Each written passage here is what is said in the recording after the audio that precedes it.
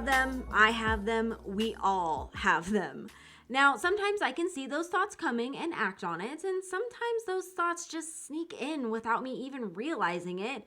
And then before you know it, I'm talking myself out of something I really should actually be doing. Hey Slay Nation, it's Heather, co-founder of So She Slays, and in this interview, I talk with beauty entrepreneur MJ Thomas about the power of limiting beliefs, how it's actually sabotaging you, and what you need to do to work past them. So today's topic, we kind of wanted to talk about limiting beliefs and how to identify if a belief you have is limiting or not, and then actually how to change that mindset and how you approach in order to, I don't know, I guess, restore the confidence and faith that you have in yourself. MJ, what are some of maybe your beliefs that you've recently come with? Because I feel like this is an ongoing thing. You know, I don't think that it's a one and done fix it all thing, right? Because we're always growing and changing. So what are some limiting beliefs that maybe you've come across lately? Oh, absolutely. And to your point, I feel like every stage of our life, we either get revisited with past beliefs that we thought maybe we worked through already, and then it shows up in a different costume. So, at least with the beauty industry and what I've been doing and working with women the way that I have been, a lot of it is just the lack mentality, thinking that if I give out, too much, right? Too much, then it's going to take away from my pie, my piece, what I have, right? And with women, that can show up a lot, right? Especially when you're talking about people who are in the same industry or doing the same things that you're doing, this whole belief that maybe there's too many people doing this already. What makes me different, right? So the answer to that is you make yourself different. You are you, and that is the superpower, right? So recognizing when you feel like, if this is going to take away from me, I don't want to give, replacing that with, if I give, what space can that release so that more can come in, right? And turning it into more of an abundance mindset, and realizing that what you do put out, you get back tenfold, right? Yeah. It totally comes back to, do you have faith in what you're doing? I know it sounds kind of woo-woo, but it's knowing that there's an energy exchange with whatever it is, whatever that belief is, that if you can release the hold, that maybe you can allow things to come to you versus you trying to hold on and keep things. Yeah. Right? It's almost kind of like forcing. I always tell people, I'm like, I myself, I'm guilty of this. Like, I'm not exactly a patient person, so I try and force things to happen sometimes, and it ends up just backfiring, or I stress myself out, or I'm the one that's causing more damage than anything else. Then, you know, rather than me just sitting there and just having faith, trusting in the, you know, timing of my life, trusting Oh, that for things are going to sure. work, and just be like, For you know what, I'm just going to sure. give it over. Okay. I'm going to do what I can do at this moment in time. And then we will deal with tomorrow and all of that kind of stuff. Oh, for sure. Yeah. Like exactly what you were saying. When you try to force something and it's not for you, it is totally going to show you, like, I told you to wait, bitch, stop. Right. You just need to stop and just allow the flow to happen. Right.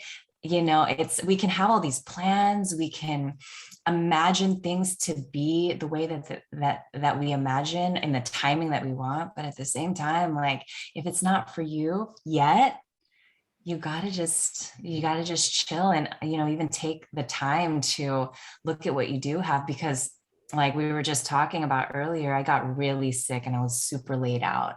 And I'm in this transition right now where I used to service clients, full books, multiple six figures. And I decided that, you know what, I'm going to teach. I'm going to teach and I'm going to drop this. Or I tried to do both at the same time, burn the candles both ends. Oh, girl, Uh, victim right here. Same person, same person. right. Like, let me see how far I can push it. Right. Right? It Like, becomes a little bit of a game after a second. no, for sure. You're just like, I got this. I can do all of this time management. Let's go. And then, burnout happens and you're not in your element, or I wasn't in my element. And I was like, dude, I really got to stop taking clients and really focus on teaching if I really want this to be the kind of thing that I really want to share with others and have it be of the quality that I want it to be. And I hit the ground running. I stopped taking clients and trying to put these courses together, and I got sick. And the only thing I could do was rest. And it was super frustrating for someone, much like yourself, where you're just used to going, and being in that masculine energy, right? Like doing, being productive.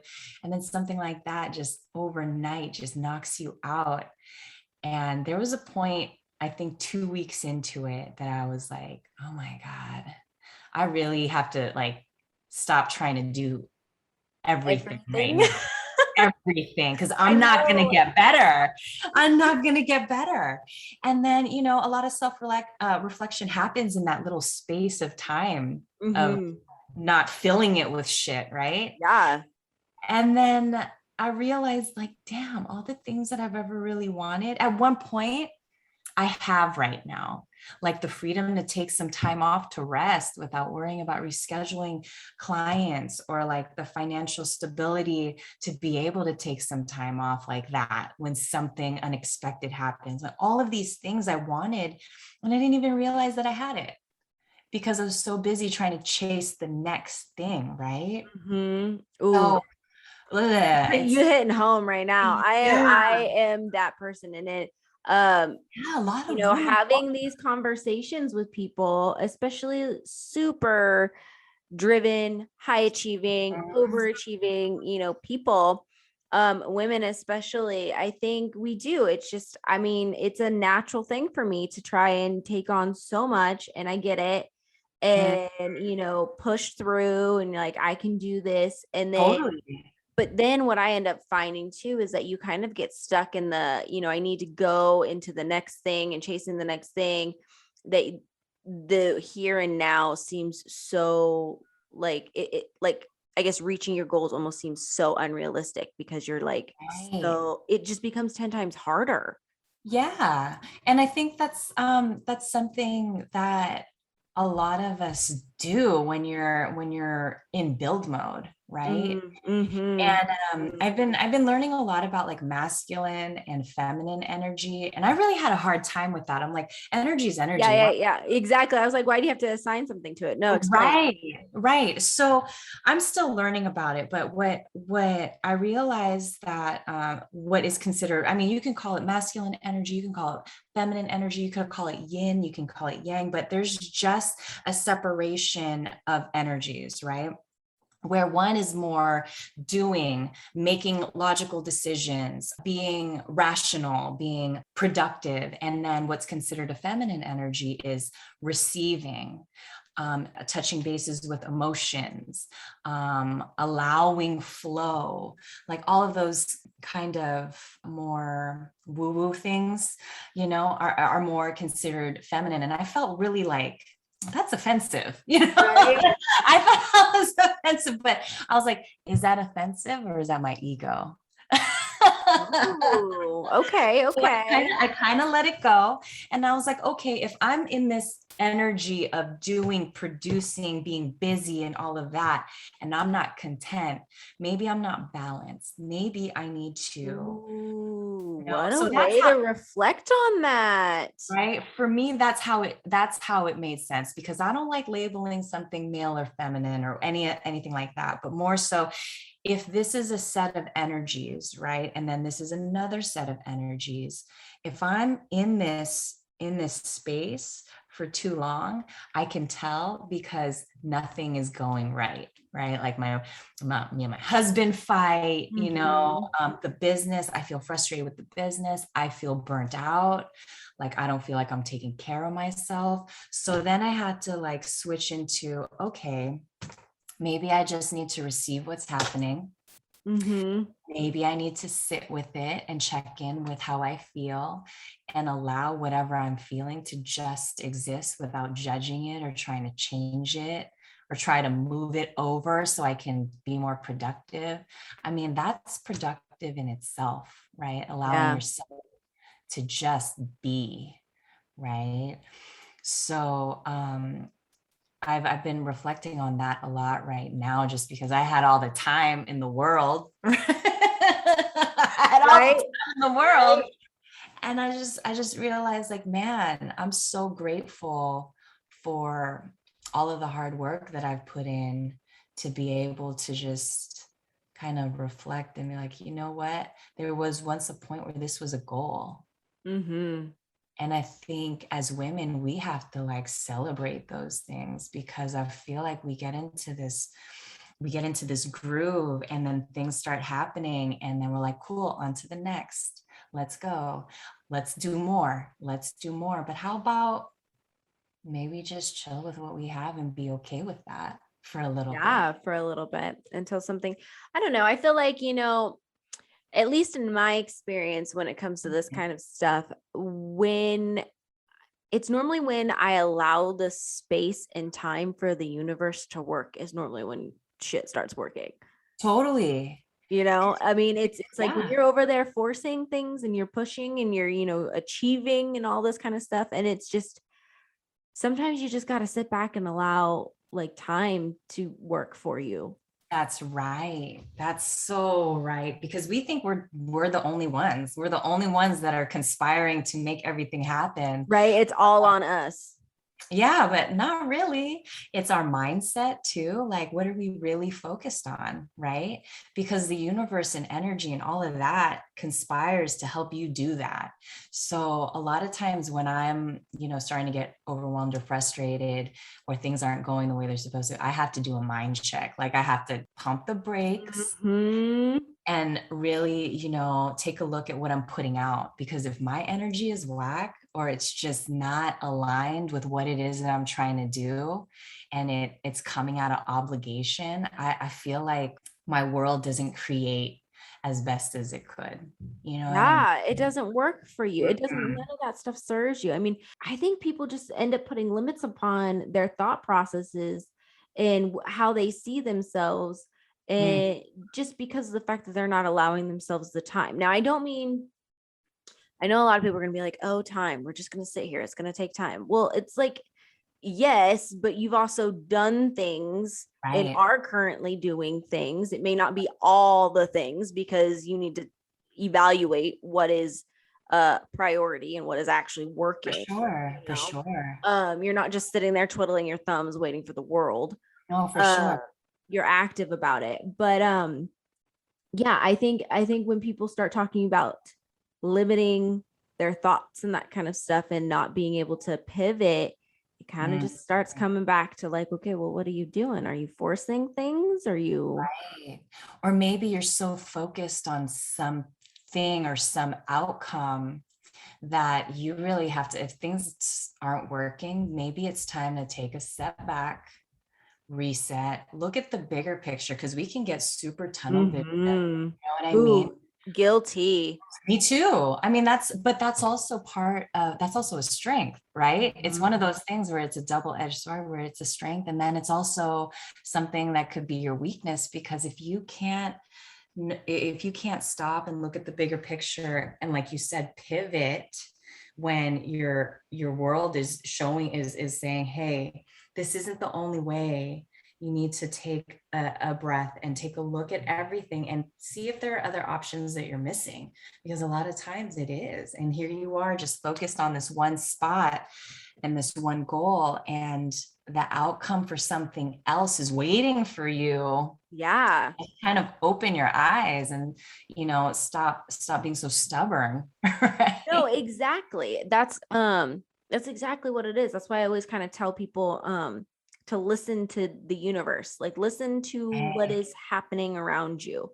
And Right. I mean, again, it kind of goes back to our woo-woo theme that's Yeah. happening, right? But when you stop for a second and you start paying attention to certain things start happening, things start, like opening up, and other things start going a different way. And, you know, I just don't think like a lot of people are almost trained to listen to the universe. Absolutely.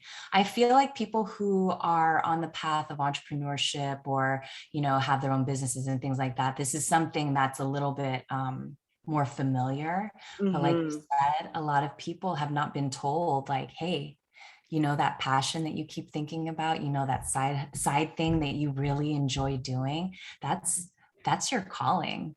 Like Mm-hmm.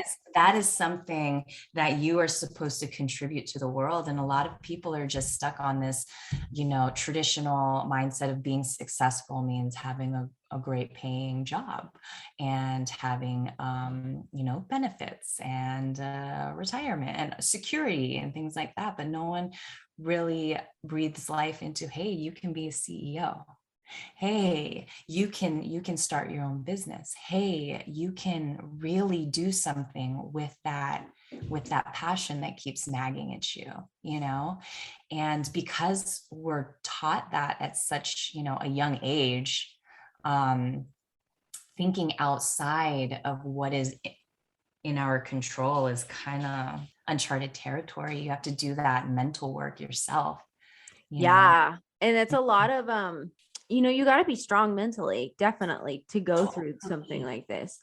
totally. That's why, I mean, look, not everybody can be everything, and you're That's going to true. need other types of people to do other things. And I think what I find most is that people don't listen to what they really want, or they Mm, think they know what they want, but they're never going to admit it because it's not quote unquote realistic, right? right. Or traditional or, Mm-hmm. socially accepted. Mm-hmm. Um, yeah, that's super tough because the only person that has to live with the decisions that you make is yourself.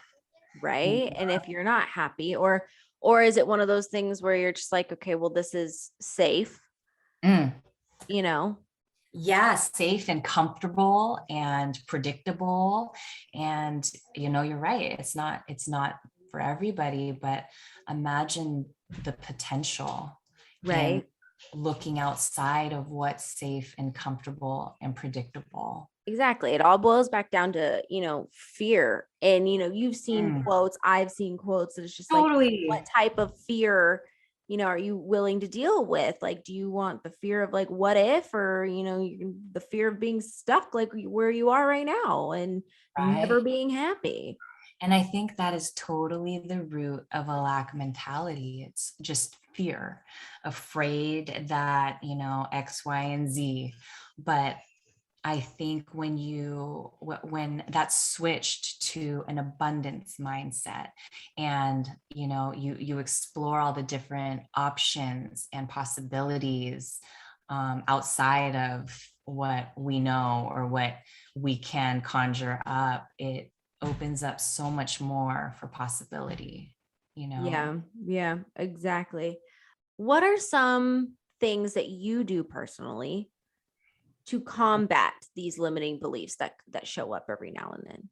Right. I really have to go back to what my why is. Like, why am I doing Ooh, girl, yes. right? Because again, back to getting stuck in the doing, and like, oh, I have to do these exercises where, okay, if I'm starting to feel burnt out and I'm like, I have to remember to say, I get to. Mm-hmm. It's all a choice, right? The way we spend our time is all a choice. Like, I get to do this. And if it's not something that I am aligned with, then I have to remember, like, what is my why? What's my Yeah. why? And to do that, like at the beginning of the year, I set intentions. There's this awesome tool called the Passion Planner. Yes. Yeah, I love the Passion Planner. And the exercise is, imagine that everything is possible. Everything you write down will come true. So get out of your head and don't worry about the how. Just write. So you write down, you have 5 minutes to write down everything that you envision for yourself in 3 months, 6 months, 3 years, and in your lifetime, and without any limit, right? Like if Right. I didn't have to figure out how to do this, this is my pure intention. So I do that. And then you go back and you circle out your game changers. Your game changers are the things that if this happened, everything else would change too. So then after you figure out your game changers, you break down that game changer into actionable steps, right? And then at the end of the exercise, you're like, you know what? It's actually not that impossible, right? Mhm. If I just think about like, okay, what is truly my why? What is truly what I want?